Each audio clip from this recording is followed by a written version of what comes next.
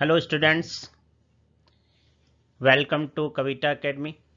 मैं वीके शर्मा और आज आपके लिए लाया हूँ चेंजिंग अवर अर्थ का next part, explanation in Hindi. तो इस पार्ट में हम देखेंगे इसके इम्पॉर्टेंट क्वेश्चंस को। इससे पहले जो क्वेश्चंस हैं उसका एक वीडियो मैंने पहले डाला था, उसको आप वीडियो के चैनल की प्लेलिस्ट में जाकर उन वीडियोस को देख सकते हैं और वहाँ पर आप उन्हें क्वेश्चंस को, कंसेप्ट को क्लियर कर सकते हैं।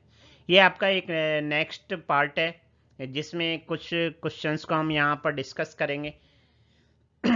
चलते हैं कौन कौन से हैं। और जो मैं इस चैनल पे पहली बार आ रहा है वो इस चैनल को सब्सक्राइब करिए, वीडियो को लाइक करिए, शेयर करिए, वीडियो को पूरा देखना ताकि कंसेप्ट आपको क्लियर हो पाए। बहुत ही इंपॉर्टेंट क्वेश्चन आंसर हैं, कुछ बाहर से भी मैटर आपके चैप्टर में मैंने डाला है आपके कंसेप्ट को क्लियर करने के लिए, जो आपके लिए काफ़ी हेल्पफुल साबित होगा। तो क्वेश्चन देखते हैं। फर्स्ट क्वेश्चन है कि what is the name of machine that is used to measure earthquake. ये पूछना चाह रहे हैं कि उस मशीन का नाम बताइए जो अर्थक्वेक को मेजर करने के लिए काम में आती है। तो उस मशीन का नाम है an earthquake is measured with A machine called a seismograph. अब ये जो आपको फिगर दिखाई दे रहा है ये है सिस्मोग्राफ। क्या है? सिस्मोग्राफ। यहाँ पर ये फ्रीक्वेंसी का पता चलता है कि यहाँ पर कितना किस हिसाब से पीक और जो वैली बनती है, हायर पीक है, कितनी फ्रीक्वेंसी आ रही है।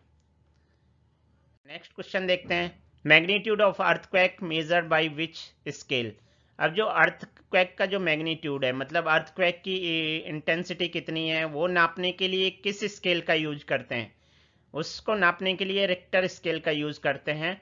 इसका नाम है रिक्टर स्केल। और इस तरीके से यहाँ रिक्टर स्केल पे हमें ये पता चलता है कि ये किस कैटेगरी में आएगा। अर्थक्वेक की कैटेगरी क्या होगी कि ये ग्रेट मेजर में आएगा, ग्रेट में आएगा, या स्ट्रॉन्ग में आएगा, मॉडरेट में आएगा। इस तरीके से रिक्टर स्केल पे हमें पता चलता है। देखो, आपने देखा होगा 10⁻⁷, 10⁻⁶, ये यहाँ पर इसकी इंटेंसिटी या मैग्नीट्यूड को दिखाता है। नेक्स्ट क्वेश्चन देखते हैं। Give the range of magnitude of earthquake for little damage, strong और मेजर अर्थक्वेक। इंपॉर्टेंट क्वेश्चन है आपका कि आपको रेंज बतानी है कि किस रेंज का जो अर्थक्वेक होगा वो लिटिल होगा, कौन सा जो अर्थक्वेक होगा डैमेज होगा, कौन सा स्ट्रॉन्ग और कौन सा मेजर अर्थक्वेक में काउंट होगा। अगर आपको बताते हैं कि अर्थक्वेक 2.0 था उसका मैग्नीट्यूड, तो वो लिटिल में काउंट होता है। अगर 5.0 मैग्नीट्यूड है तो वो डैमेज में काउंट होगा। अगर 6.0 मैग्नीट्यूड है तो वो स्ट्रॉन्ग होगा। और 7.0 अगर मैग्नीट्यूड है तो वो मेजर होगा। और इससे ऊपर ग्रेट होगा। यहाँ पर जो 2.0 है ये बहुत ही हल्का होता है, इससे कोई डैमेज नहीं होता है। डैमेज 5.0 पे स्टार्ट होता है। नेक्स्ट क्वेश्चन देखते हैं। Give the name of highest waterfall in the world. तो इसमें जो हाईएस्ट वाटरफॉल है वो एंजल वाटरफॉल है, वेनेजुएला में है। इसमें हम साउथ अमेरिका में, देखो ये मैंने पिक भी ऐड की, साउथ अमेरिका में जो वेनेजुएला है उसका वहाँ पर ये एंजल फॉल है। नेक्स्ट क्वेश्चन देखते हैं। Where is located Niagara waterfall and Victoria waterfall. जो नियाग्रा वाटरफॉल है वो कहाँ पर है, किसकी बॉर्डर पे है? कनाडा और यूएसए की, नॉर्थ अमेरिका में। ये याद रखना, नॉर्थ अमेरिका में नियाग्रा वाटरफॉल है। जो और विक्टोरिया वाटरफॉल है वो जाम्बिया और जिम्बाब्वे, अफ्रीका में है। ठीक है, उसकी बॉर्डर पे, जाम्बिया और जिम्बाब्वे की बॉर्डर पे। अब इसको देखते हैं कि ये जियोग्राफिकल मैप पे कहाँ पर दिखाई देता है। ये देखो नियाग्रा वाटरफॉल है।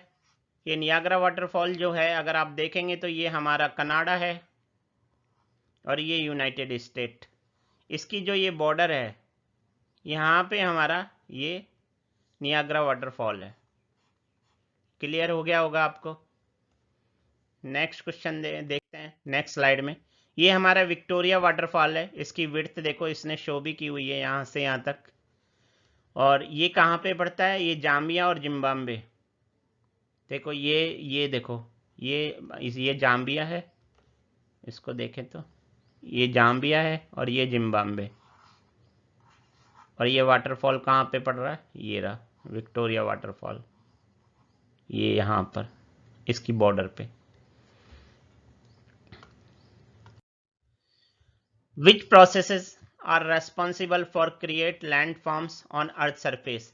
अब जो लैंड फॉर्म अर्थ सरफेस पे जो लैंड फॉर्म क्रिएट होते हैं वो किस वजह से होते हैं। मैंने आपको पहले भी बताया था, वॉल्केनो से जो मैग्मा निकलता है, जो मैग्मा वॉल्केनो से निकलता है, इसकी वजह से हमारी रॉक्स बनती हैं, और रॉक्स जब टूटती हैं तो छोटे छोटे सेडिमेंट्स में टूटती हैं।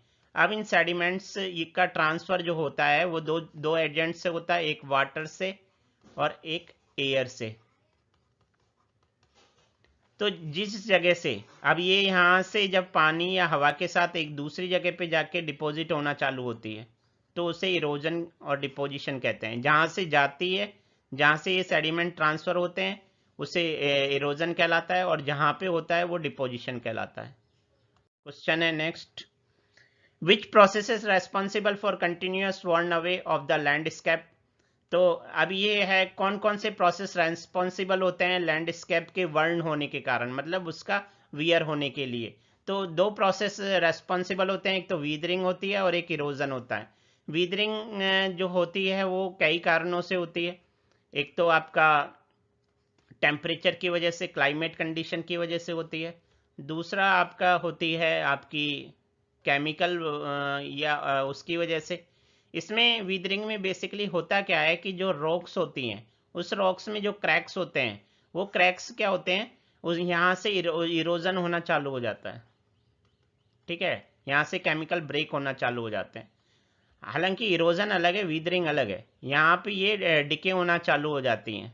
ठीक है, अब इरोजन में क्या होता है, इरोजन में यहाँ से क्या होता है कि जैसे ये कोई वो है, यहाँ से ये टूटी, जैसे आप हिल एरिया में कोई रोड निर्माण का काम चल रहा है, माउंटेन की चिपिंग हो रही है या ब्लास्टिंग हो रही है, एक्सकेवेशन का प्रोसेस हो रहा है, तो उसकी वजह से क्या होता है, डीबरीज क्या होती हैं वहाँ पे एक्यूमुलेट हो जाती हैं। जैसे ये माउंटेन है, ये टूट रही है यहाँ से सेडिमेंट्स, तो यहाँ सेडिमेंट्स इकट्ठे हो जाते हैं। जब पानी आता है, जब बारिश होती है, तो बारिश के कारण क्या होता है, बारिश होती है तो ये पानी के साथ क्या होता है, जैसे पानी फ्लो होता है तो ये डिबरीज इसके साथ चली जाती है, और जिस डैम में या उसमें इकट्ठा करते हैं वहाँ पर इस तरीके से डिपॉजिट होना चालू हो जाती है, या कहीं नेचर में इकट्ठी होना चालू हो जाती है, जिससे क्या होता है कि ये सिल्ट की प्रॉब्लम आना चालू होती है, या फिर ऑक्सबो लेक जो होती है वो भी इसी की वजह से बनती है। What is weathering? Weathering is the breaking up of rocks, मतलब रॉक्स के जो टूटना होता है ऑन द अर्थ सरफेस, वो वीदरिंग होता है। क्वेश्चन है, व्हाट इज इरोजन?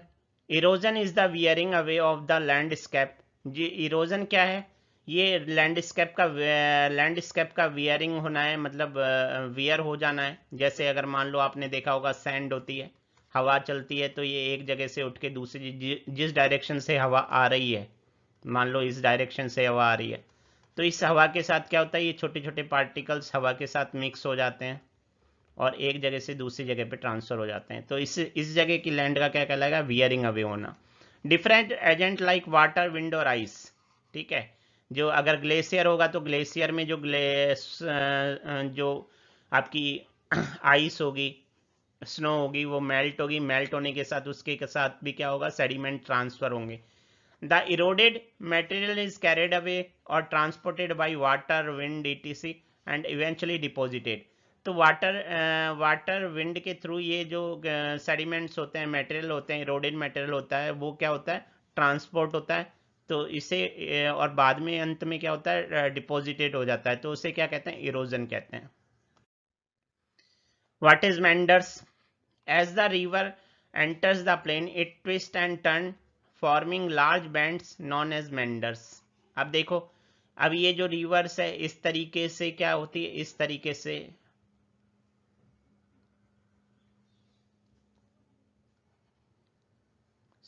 सरपेंट, मतलब जैसे सांप चलता है इस तरीके से होती है।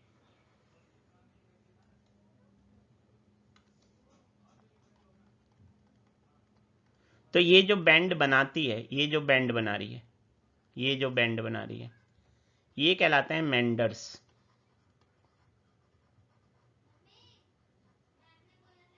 ठीक है। जैसे ही रिवर प्लेन में एंटर करती है हिल से, तो ये ट्विस्ट होना चालू हो जाती है इस तरीके से। तो जो टर्न्स होते हैं फॉर्मिंग लार्ज बैंड, तो ये जो टर्न्स होते हैं एक लार्ज बैंड बनाते हैं, तो इन्हें क्या कहते हैं, मेंडर्स कहते हैं। ऑक्सबो लेक देखिए, अभी आपको यहाँ समझ में आ जाएगा मेंडर्स क्या है बहुत आसानी से। अभी देखो जैसे ये रिवर प्लेन में एंटर हुई और इसने इस तरीके से ये बैंड बनाना चालू किए, लॉन्ग बैंड, तो ये हो जाता है मेंडर्स। अब यहाँ पे क्या होता है, जब ये रिवर ओवरफ्लो होती है तो यहाँ पे सेडिमेंट्स जमना चालू हो जाते हैं। ठीक है।